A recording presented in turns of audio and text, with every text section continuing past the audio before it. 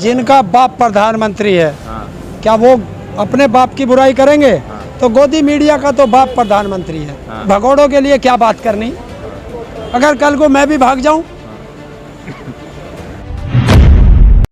नमस्कार, आदाब। मैं रज़ा अंसारी, द इंडियन खबर पर आपका स्वागत है। आज देश भर में 75वां स्वतंत्र दिवस मनाया जा रहा है और 75वें स्वतंत्र दिवस पर प्रधानमंत्री नरेंद्र मोदी ने लाल किला के प्राचीर से झोला भरकर झूठ बोला है। प्रधानमंत्री नरेंद्र मोदी 2019 में भी वही बात कर रहे हैं, 2020 में भी वही बात की है, 2021 में भी वही बात कर रहे हैं। हरेंद्र ताऊ जी है, किसान मोर्चा से जुड़े हुए हैं और लगातार किसानों को मुद्दों को लेकर सरकार के से बातचीत करने की कोशिश भी कर रहे हैं और सरकार के खिलाफ आंदोलन भी कर रहे हैं। ताऊ जी, फिर से प्रधानमंत्री नरेंद्र मोदी ने झोला भरकर झूठ बोला है।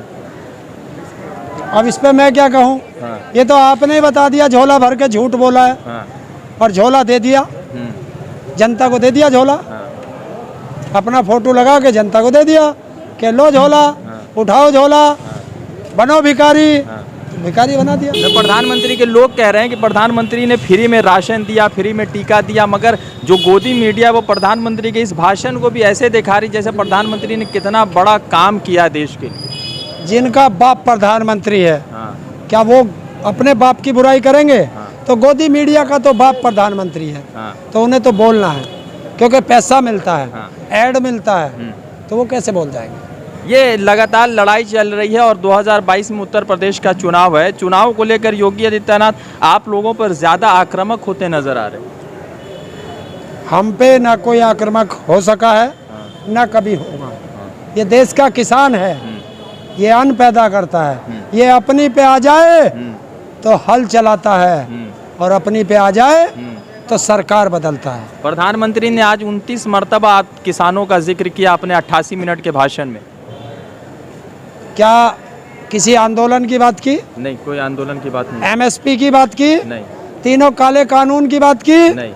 तो फिर क्या किया किसानों तो को? आप लोगों को लिए रेलगाड़ी चलाने की बात कर रहे हैं कि जो छोटे किसान है और बड़े किसान है, आप लोगों को बांटने की पूरी तैयारी चल रही है सरकार वो की। तो डिवाइड एंड रूल की इनकी पॉलिसी रही है। हाँ। अंग्रेजों के वे रहे हैं चाटुकार। हाँ। फूट डालो राज करो। हाँ। तो इनको करने दो। हाँ। ना देश का किसान बटेगा, हाँ। ना देश का मजदूर बटेगा, ना देश का एक भी नागरिक बटेगा, ना धर्म में बटेगा, ना जाति में बटेगा। हाँ। इनको गद्दी से हटाएगा। ये लगातार जो लड़ाई चल रही है वो लड़ाई का लोग तो हैं मगर जो जज्बा है शायद वो कम हो रहा है, ऐसा सरकार को लग रहा है। कैसे लगा?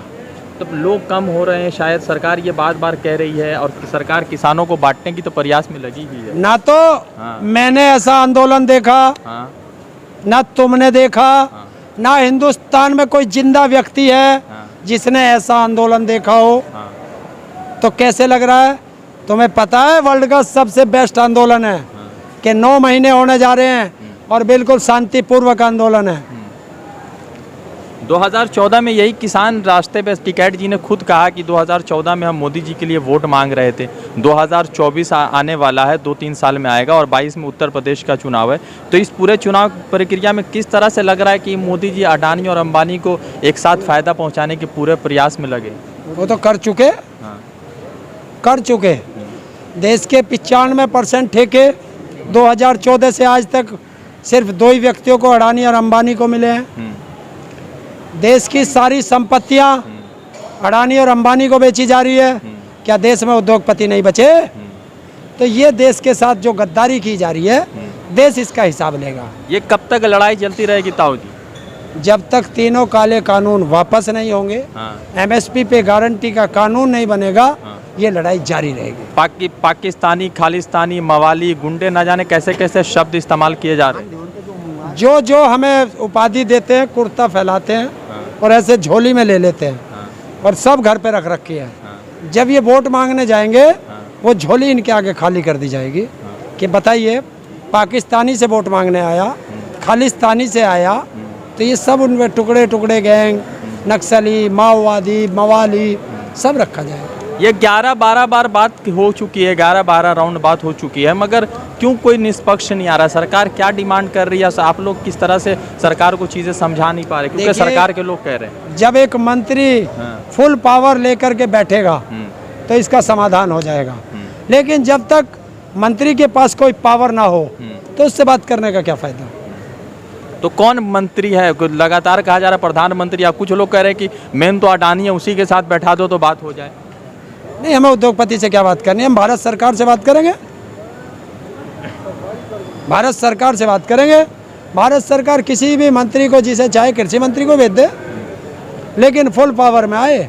किसान के कुछ ऐसे लोग हैं जो पहले किसान आंदोलन से जुड़े हुए, तो वो लोग अब हट के किसान आंदोलन के खिलाफ जहर उगल रहे हैं। देखिए, भगोड़ों के लिए क्या बात करनी। अगर कल को मैं भी भाग जाऊं, जो नमक हराम होगा वो आंदोलन के खिलाफ बोलेगा, और जो नमक हलाल होगा वो चाहे घर रहे चाहे आंदोलन में रहे, आंदोलन के खिलाफ नहीं बोल सकता।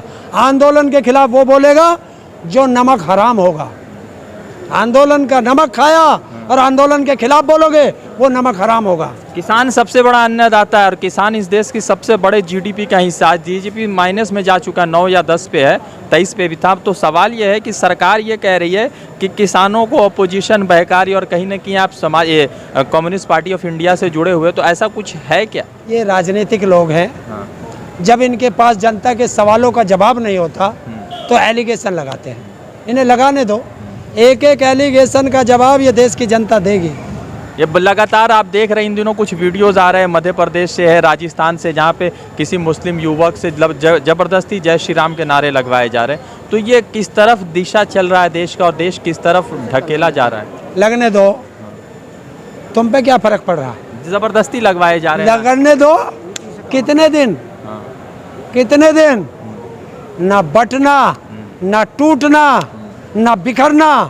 2022 में इसके खिलाफ बटन दबाना, ना देश में ये नफरत की राजनीति रहेगी, ना ये नफरत के राजनेता रहेंगे। ममता बनर्जी का सपोर्ट आप लोगों ने बंगाल में किया, किसान मोर्चा ने टिकट जी गए और सरकार भाजपा की गिरी वहां से, और आ ही नहीं पाई क्योंकि जिस तरह का बुरा हाल हुआ। उत्तर प्रदेश में किसान का संख्या बहुत ज़्यादा है, और चूँकि पंजाब के किसान भी, हरियाणा की, पूरे देश भर के किसान हैं यहाँ पे। तो इस बार 2022 में क्या भूमिका होगी? क्योंकि योगी आदित्यनाथ कह रहे हैं कि 300 के पार, और लखनऊ जाइएगा तो उनके जो कुछ नुमाइंदे वो लोग कह रहे हैं कि हड्डी पसली तोड़ दी जाएगी। पहला सवाल आपका गलत कि ममता बनर्जी का सपोर्ट किया। हमने कोई सपोर्ट नहीं किया। हमने सिर्फ ये कहा था कि लुटेरे आ गए हैं, एमएसपी मांग लेना, क्योंकि इन्होंने हमें लूटा है, आप बच जाना। तो इसमें हमने ये नहीं कहा था ममता बनर्जी को वोट देना या किसी को वोट देना। जो तुम्हें अच्छा लगे, जो इन लुटेरों को हरा सके, उसको वोट दो। वही काम उत्तर प्रदेश में होगा, वही उत्तराखंड में होगा, वही पंजाब में होगा। 5 तारीख को मुजफ्फरनगर के मैदान में किसानों का महापंचायत में बड़ा ऐलान होगा। उसके बाद मिशन यूपी स्टार्ट होगा। लाल आज कैसा लगा? प्रधानमंत्री ने लाल किला से जो भाषण दिया है, आप लोगों को बार बार याद किया है, नाम न लिया किसी का, मगर किसान किसान किसान किसान 29 बार किसान। देखिए, अगर देश का प्रधानमंत्री लाल किले से बोलता तो हम जरूर सुनते, लेकिन जब देश का चौकीदार बोलेगा तो किसान नहीं सुनेगा। आखिरी सवाल हरिंदर जी, थके हुए आप पूरे दिन से बोल रहे हैं, ये लड़ाई कब तक रहेगी? क्या जान चली जाएगी या जान पर आ जाएगी तब भी ये लड़ाई जारी रहेगी? देखिए, जब देश की आज़ादी की लड़ाई हुई थी, 80 साल 90 साल चली थी। 90 साल में क्या पीढ़ी गई, किसको क्या पता।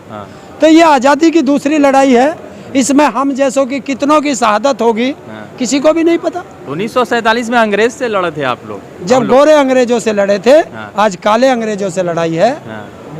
और ये काले अंग्रेज गोरों से खतरनाक हैं, क्योंकि ये जयचंद है और घर का भेदी लंका ढाए, ये वो जय। चलिए, धन्यवाद। तो लगातार किसान आंदोलन से जुड़े हैं, कवरेज कर रहे हैं, और सवाल ये है कि जिस तरह से आज प्रधानमंत्री नरेंद्र मोदी ने लाल किले से झोला भरकर झूठ बोलने का काम किया है, 2018, 19, 21, 20 सब बार ये कहा गया है कि 100 लाख करोड़ रुपए देने की बात है, 100 लाख करोड़ रुपए देने की बात है। ये पैसा कहाँ गया? जब आपको बता दें कि अभी कुछ दिन पहले कोरोना काल का महामारी चल रहा था तो 20,000 करोड़ रुपए देने की बात है, किसी को 20 रुपया नहीं अब तक मिला। और प्रधानमंत्री नरेंद्र मोदी के लोग ये बता रहे हैं कि हम जो है देश की उन्नति में काम करें। किसान के ऊपर बात करते हैं, किसानों के लिए छोटे बड़े किसानों में बांटने का पूरा प्रयास जारी है, मगर सवाल ये है कि इन किसानों का उनका हक कब मिलेगा और कब देश के इन किसान अपने घर जाएंगे और अपने परिवार के साथ वक्त बिताएंगे। रजा अंसारी की रिपोर्ट गाजीपुर बॉर्डर से द इंडियन खबर के लिए जुड़ते हैं दूसरे अपडेट के साथ। धन्यवाद।